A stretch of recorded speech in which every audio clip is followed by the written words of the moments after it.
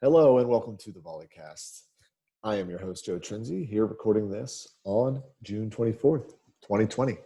And today we're talking about why DataVolley is like online poker, which I think means that if you pick up my manual in the Scout VB store, you can win $2.5 million.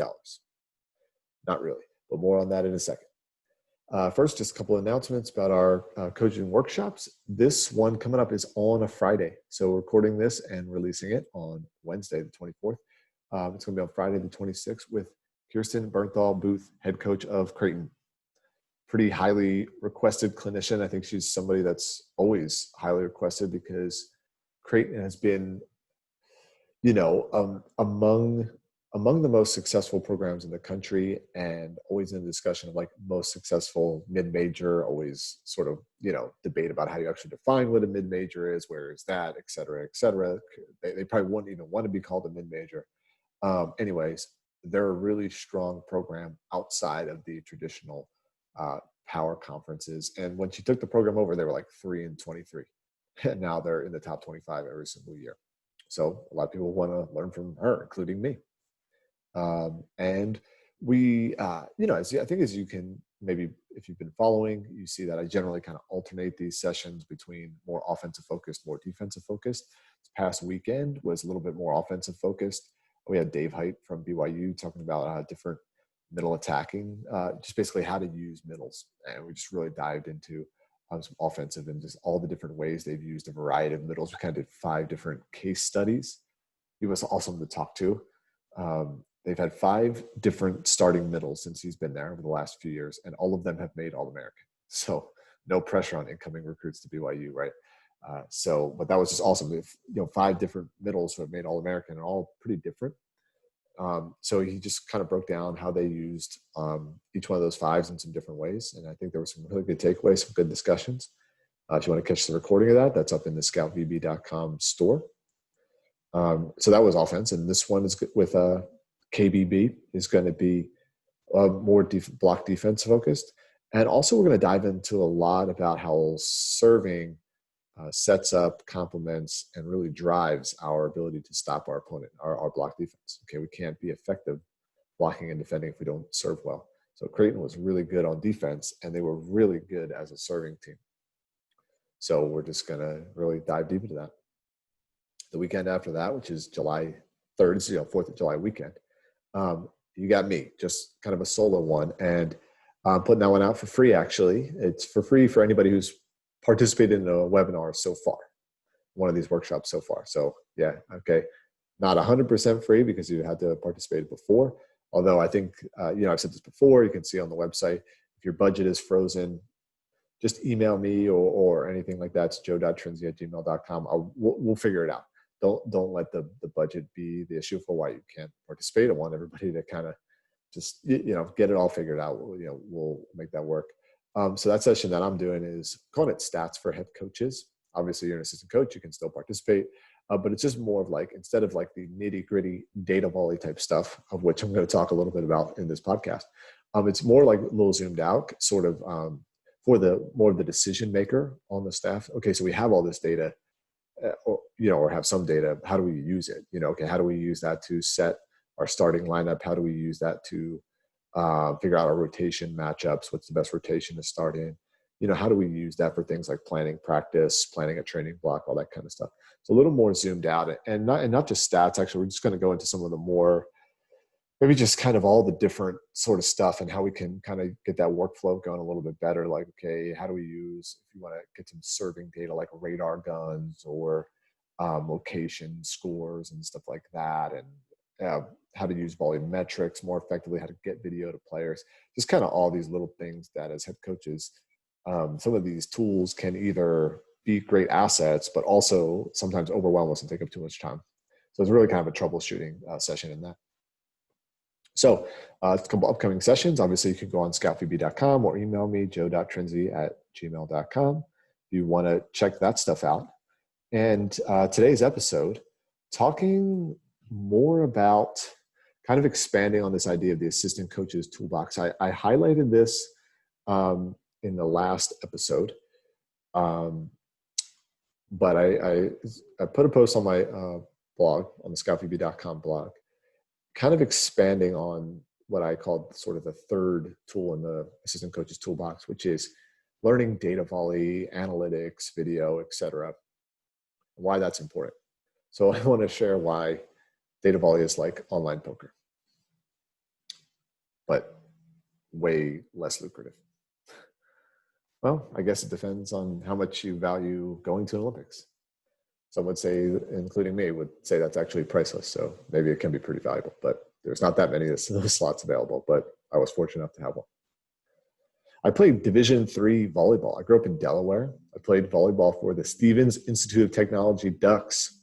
We had a good team for Division III. We were in the Final Four 3 out of 4 years that I was there. We were a strong Division III team. I was Division III All-American, but Division III still. I wasn't good enough to play at Penn State or UCLA or BYU or a program like that. I was told by a couple of those programs, maybe make the team, kind of be a practice player, but don't expect to ever play. Okay, so Division III, yeah, Stevens, that's where I fit in. It was great. I loved it. It was a little engineering school for nerds, perfect for me. But what that meant is, like, I wasn't this All-American, this national team player who was going to come on to some staff and bring my playing experience to the table. I mean, yeah, there was lessons that I learned as a player, but it's not what I was going to be able to bring to the table. And a lot of coaches are in that bag, especially if you're a male coach and you want to coach in the women's side, which is where there's way more opportunities, way more money on the women's side of the game, at least in the United States. If you're banking on your playing background, you have dozens of women's All-Americans who are graduating every single year, who may relate better to the players because they're a little more of those players' peers, a little closer than demographically. So what are you bringing to the table? And for me, it was data volley and analytics and video and being able to contribute that way. I mean, before I even contributed that way, I said this in the last episode, I think, I contributed by sweeping the floors and jacking balls and setting up the nets. Okay, so you may not even be at the level to contribute for data volley, but there's ways you can contribute to a staff. So learning data volley and getting good on the video side, that was where I started to make an impact. But it also really makes you a lot better coach. And here's why it's like online poker. So 2002, this time, all the best poker players in the world were like old guys with names of a city as their first name, like Amarillo Slim and,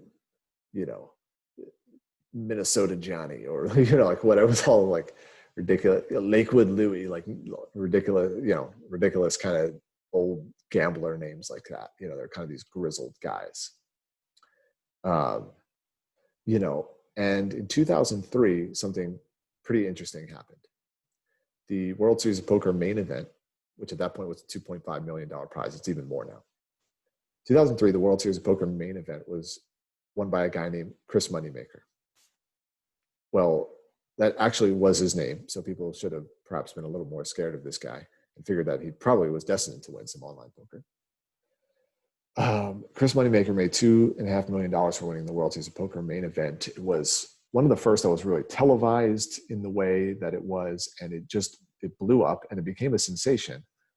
And he made a lot of money for that, and he made the online poker companies even more money because he was the first main event winner. He's the first World Series of Poker winner to qualify online, essentially qualify through it. That was the early days of online poker, and he basically won his entry into the main event, which was like a $10,000 entry. So it wasn't, a really hard event to even enter.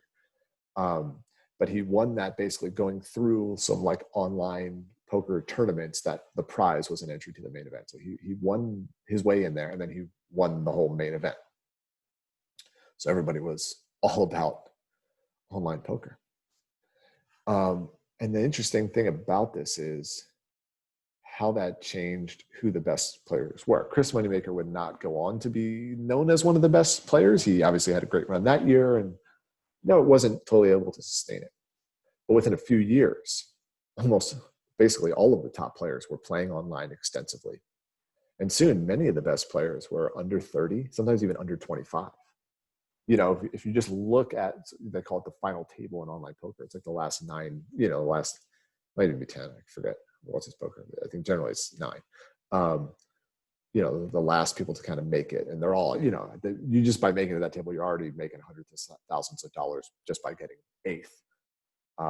You know, and you have a shot to win millions. If you just look at the final table from like 2002, 2003, when he first wins it, you know, you're looking at the average age being in the 40s, maybe even getting into the 50s. Poker, you know, high level poker had a lot of barriers to entry, like money. It's not cheap to play high stakes poker. And it takes time to get good, you know, at poker, like anything else in life. You know, it takes time and a lot of practice. So it takes a lot of time to get good. How could you get that good at elite level poker at 25? I mean, there, you know, you'd see some like math prodigies or just people who, you know, whatever, some supremely gifted prodigies that would be great from, you know, from time to time over the course of competitive poker or something like that. But, you know, by the late 2000s, I mean, especially now, you know, go look up the top earners and see how many of them are like 25 right now in poker. Because online poker was this learning accelerant. You can play far more hands online than you can in person. Like, first of all, you don't have a commute. You don't have to like I mean, how many people live within an hour of a casino? Not that, you know, especially 15 years ago when there were fewer casinos, and now there's been a few more built. But I mean, you might have to drive an hour or two to the casino. You got to park, and then you got to sit down at the table and play. And if you want to eat, you got to get up and go and eat, and then like come back and cash your chips, all that kind of stuff. So first of all, you just don't have that barrier to entry. And then even more than that, like computers shuffle and deal way faster than human dealers do. People tend to just play online faster just because there's fewer, you know, well, theoretically, maybe there's fewer distractions. I don't know. But basically, you know, an online table will play 75 hands an hour, but an in-person, you know, a live game, play 25 hands an hour. So an online table plays 3 times fast, you know, approximately 3 times faster than a live table. And a lot of online players, they might play 4 tables at once, 6, 8 tables at once. You know, put it up on your screens. The serious players would get 3 screens, 4 screens, you know, put all these tables up at different things. I mean, if you can process the information quickly enough, which is just a matter of practice, you know, so you go from playing 25 hands an hour live to 4 tables of 75 hands an hour. You go from, you know, you're playing at 10 times the rate that you could play. And it's possible to stay fresher, to stay more mentally engaged. It's easier to take mini micro breaks when you're playing online. So, I mean, you had these players who got really serious about online poker. They're playing 8 to 10 hours a day, you know, at a level that they could really only sustain for 4 or 5 hours playing live, you know, things like that. So you may be seeing the connection to DataVolley. Like I said, I grew up in Delaware, played Division III volleyball. I saw a couple Olympic volleyball matches on television, mostly beach volleyball. Kerry Walsh, Misty May, you know, Karch at the AVP, you know, players like that, Dane and Eric Fenoy Moana, you know, guys like that. I didn't even know there was a volleyball world championship when I was in 2011. I didn't even know there was a volleyball world championship. I didn't even know that was a thing. I didn't know what Grand Prix or World League was. You know, the best volleyball I had like could reliably see was an occasional, you know, 4-hour drive up to Penn State maybe once a year to go see their guys play, or, you know, really reliably in person. It was like University of Delaware. I mean, no shame against University of Delaware, but obviously, okay, there's a pretty significant step down there from Olympic level volleyball to CAA volleyball. You know, and that was, I mean, I was like in the stands for that. It wasn't like I was coaching these matches. So how long would it have taken for me to like really be involved in high level volleyball? I mean, like in terms of order of magnitude, like if video didn't exist, I mean, I would still be like closer to 0 hours of like real elite volleyball study than I would be to 100 hours. Yeah, I mean, I'd be essentially stuck at 0. And that's about where I was in February 12th, like essentially 0 high level volleyball, any interaction with high level volleyball. By June of 2012, so this was a few months into my accidental volunteer position with the USA national team. Maybe I'll do a podcast about that another time. Some of you who know my background know kind of some of the how I just kind of stumbled into that a little bit. February 2012, I'm at like zero. By June of 2012, say maybe I had 200 hours of live national team practice, just being there and watching, you know, see that, and at least double that watching elite level volleyball matches on video and studying them on video. Every day when I was out in California, I was going home and studying hours of video, 4, 6, 8 hours of video. A lot of it was to practice and learn coding. I had not had any experience with DataVolley before I was out there. I saw it, I kind of glimpsed what it was, thought it was something I would be good at, and saw it as my entry into the world of high-level volleyball. I saw it as an area where I could contribute in ways that my other skills didn't match up to yet. So I was practicing and learning coding, for hours. So that was my primary motivation. But I also discovered I was really learning volleyball. It was like learning the vocabulary of volleyball far faster than I had before. I learned more in those months than I had in all my time leading up to that in volleyball.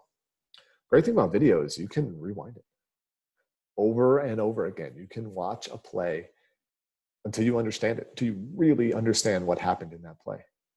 I was doing this to some extent already when I was coaching club. I would video my matches and I would watch them, and I'll just scroll through and watch on my computer and make some notes. Hey, 27 minutes, 15 seconds. Hey, Jenny, nice approach, or, whatever, 32 minutes out of position on this outside set. Yeah, whatever it is. I was doing some of that, but not nearly to the level. I mean, the thing about some of the DataVolley and the tagging programs, like volumetrics, all that, is how quickly you can skip through to exactly what you're looking for is kind of like the game breaker. But even without it, I mean, when you just have your raw video, you can rewatch the play over and over again until you really understand it. I'm seeing that with some of the player sessions I've been doing over the last few months. Been doing some of these virtual sessions, been doing a lot with setters. And it's been really instructive for them to watch some plays, watch some NCAA setters and some FIVB setters, and watch the same play a few times in a row. Because the first time you watch it, what do? You just follow the ball. Even if you're not trying to, you still kind of follow the ball because you need to see like where it went. And then the next one, okay, I know where the ball's going. So now maybe I can watch the setter's footwork a little bit. And now I can watch her body and how it moves in space. Now I can watch her hands. When did she bring her arms up? How does she really, I can watch it over and over again. I can study one player. Or I can watch the play because, okay, I needed to watch the setter. Well, now I need to watch the play again. I need to watch the hitter. Maybe I kind of know what the setter is going to end up doing. But I need to watch the hitter. Like, what's their footwork? Where are they moving as the setter's moving to the ball? When do they start their approach? I can pause the video. I can pause it when the ball's in the setter's hands. Okay, ball's in the setter's hands. Where's the hitter? What are they doing? Okay, how did they get there? Okay. Then I can watch the whole play and look at the defense. There's a lot of value to that. And I found myself doing that all the time. I was just so new to really elite level volleyball. I think I understood, to the extent I did at that time, some of the fundamentals and some of the mechanics. I think I was working hard to be a good teacher of the game. But there was so much that I just didn't get in nuances about high-level volleyball. And just, I knew I was watching the best in the world. So I was like, okay, I'm just going to watch it over and over again until I really understand, like, every player, watch the rally 12 times and see how every single player interacts with that play and what did they do to contribute to the play positively and negatively, all that kind of stuff. And the kind of interesting thing when you're learning DataVolley, so you're coding, you're grading each contact, that sort of approach to it, like, it tunes you in a little to the effectiveness of things. Like if you're watching a pass and you're grading whether that pass is perfect, good, medium, bad, etc., you almost start to accumulate. Yeah, I'm kind of stealing this from Jamie Morrison. He kind of put it like this. I had never thought of it like this, exactly in these terms. He kind of put it in like he totally hit the spot. He said, because he had this job before me, and he said, I almost began to develop like this reel, like this highlight reel of what perfect passing looked like, because you're going through and you're grading. And sometimes after you've graded it, okay, you want to make a montage. Okay, let me just pull out all the perfect passes. So just by doing that, you start to develop, okay, this is what passers look like when the ball ends up passing perfectly. Or this is what passers look like when the ball ends up being not a good pass.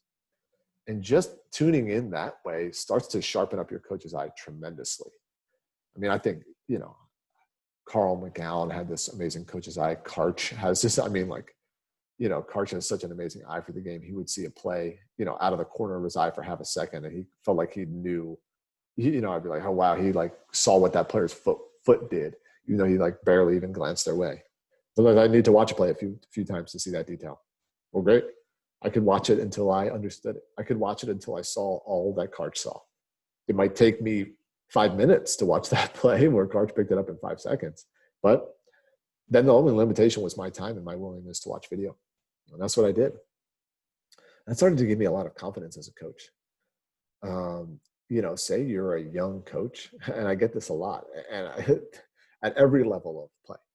I go to do coaching clinics, and coaches are going to coach in high school, and they said, well, I've only coached middle school, and I never really played volleyball. I just started coaching because my daughter plays, and I coached her middle school, and now I've been asked to be the high school JV coach. And it's like they don't feel like they're good enough to coach these players. And guess what? That exists at every single level. I coached professional men's volleyball. I was not a professional men's volleyball player. I was amazed at some of the things that my guys could do. They would hit the ball and I could barely even like see that ball sometimes, or, just the instinctive plays that they would make. I'd be like, wow, like these guys. And then just like the physicality that they play with was beyond what I was ever capable of as a player. But I could still coach them. I didn't have to be better than them to be able to coach them. And this start of this video study practice gave me a lot of confidence, because if it was just relying on my experience, my intuition, well, then how do I coach somebody who has more experience and better intuition than me? That's a hard thing to do, right? But I could watch the video till I really understood it. I could scout an opponent, and I could watch them till I was 100% confident that what I was going to say happened on the court. This happened, this happened, this happened. That is factual. I know that it happened. And of course, we can have a debate about what conclusion to draw from that. Okay, like it's a fact that in this team's last match, this is what they did.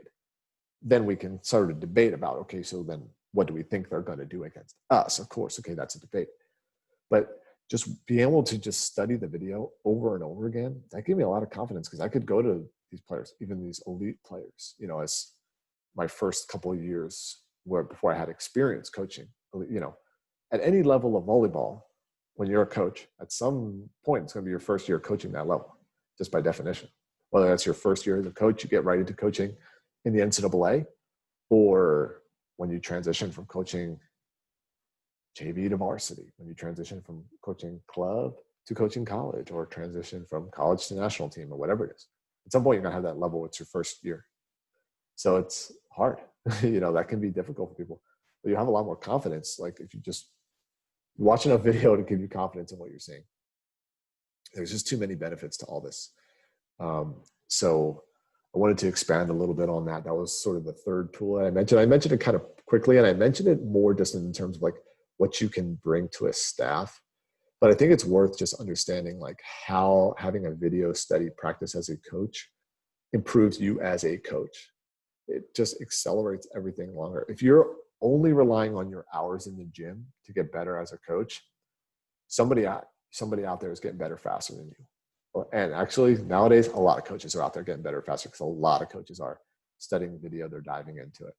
So, I always recommend everybody to learn DataVolley if you can get access to a DataVolley key. It's a little harder now because of the time limits that they put on the keys and all that. It's not, when I was learning it, the keys didn't expire in 24 or 48 hours, whatever they do now. So somebody could sort of boot it up on your computer and it would last as long as you didn't turn your computer off.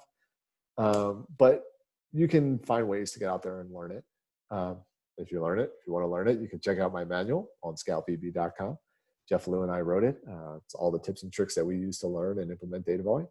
But even if you're not using DataVolley, if you're not learning DataVolley, just having a video study practice and having it be deliberate. So you're not just watching the game, but you're watching it with like a specific purpose. You're grading a position, you're studying an aspect of the game, you're watching multiple teams, multiple levels. It's how you really get better. You can really understand, because what it allows you to do is just see the reality. You can just see the reality of what's happening. And then, okay, you have opinions and you have intuition that's based off what you see in the map. But by studying video, you get grounded in reality. This is what players are doing. This is what my team did. This is what the other team did. When you really know it on this play, this is what all 12 players were doing this out. Each of those players on both sides of the net contributed to the play. When you start making the habit of doing that, it's like you're, you know, you can watch and study, I don't know, 5 times as much video off the court as you will actually get court time in a given year, especially now. So maybe I should have made this podcast a few months ago, but hopefully it's going to help some people out now. And I'd love to hear your feedback. Tweet at me, Instagram, at Volleycast on both of them. Email me, joe.trinzi@gmail.com. Love to hear from you. Love to hear any of your feedbacks. Any of you out there who have a video study practice, if you have questions about where to start, who to watch, hey, who should I watch on video, this position, that team, whatever it is, hit me back. Would love to hear from you. Okay, until next time.